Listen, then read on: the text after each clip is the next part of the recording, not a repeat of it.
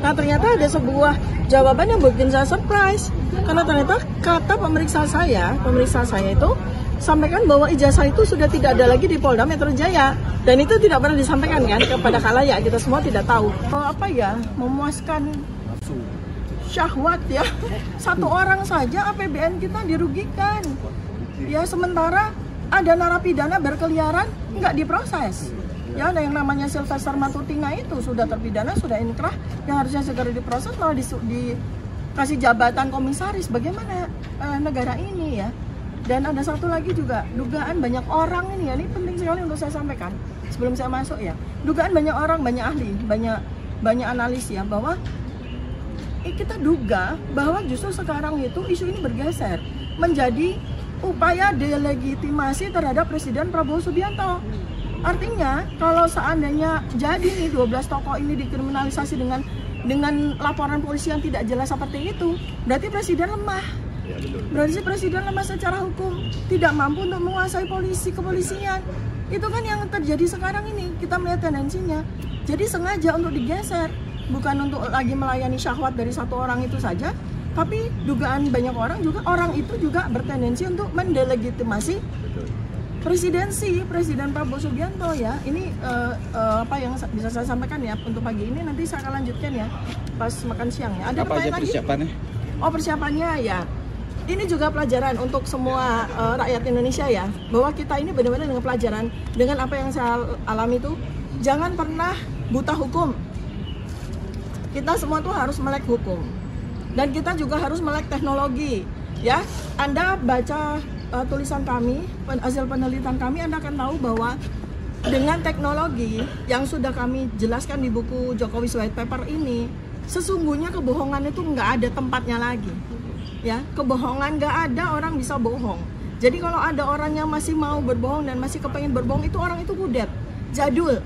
Karena dengan teknologi digital forensik, teknologi metakognisi yang saya jelaskan di sini ya, bahkan lie detector aja udah nggak butuh loh. Karena dengan ilmu metakognisi yang saya jelaskan, neurokognisi yang saya jelaskan itu, orang bohong itu ketahuan kok dari mulutnya ketika dia bicara, dari narasinya ketika dia bicara. KKN 1983 lalu KKN awal 1985 itu udah jelas ya. Nah, kenapa demikian? Ada alasan, karena bisa masukkan orang-orang yang nggak jelas ini melapor. Tadinya 5, betul kan?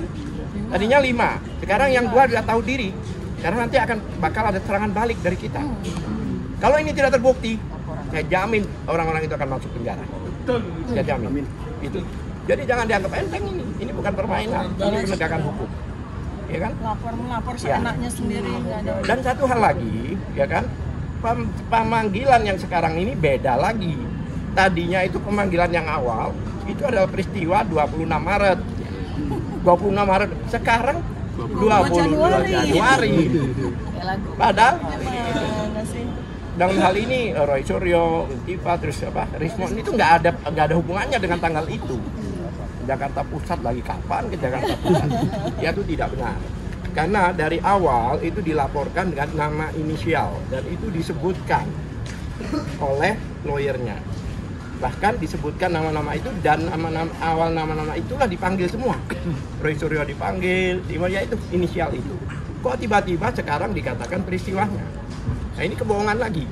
Akan memberikan kesaksian selaku ahli dari telematika dalam perkara yang lain. Saya diminta oleh kepolisian untuk menjadi ahli. Ya, jadi artinya ahli beneran di sini saya mensupport sahabat saya Dr. Tifa. Moga-moga apa yang dilakukan sama seperti saran-saran dari Pak Alkatiri tadi bisa dilaksanakan dengan baik. Dan yang paling penting adalah dalam surat itu tanggalnya adalah 22 Januari. Itu saja. Oh iya, tapi jangan demo, tapi mengadukan. Oke ya. Ya. Kapolri nggak? Audiensi dengan Kapolri soal ijazah palsu. Urusan jadwal pemeriksaan saya sudah ikuti dengan patuh ya. Ada 79 pertanyaan, tapi satu pertanyaan ada A, B, C, D, E, F, G hanya. Jadi cukup banyak ya. Tadi saya tidak terhitung karena 79 pertanyaan, dan saya jawab yang nomor 1 tuh begini. Jadi saya punya jawaban dengan syarat. Saya akan menjawab pertanyaan yang disampaikan dengan syarat ijazah asli atau ijazah dari Joko Widodo ada di meja ini, saya bilang gitu. Nah ternyata ada sebuah jawaban yang bikin saya surprise, karena ternyata kata pemeriksa saya itu sampaikan bahwa ijazah itu sudah tidak ada lagi di Polda Metro Jaya, dan itu tidak pernah disampaikan kan kepada khalayak, kita semua tidak tahu.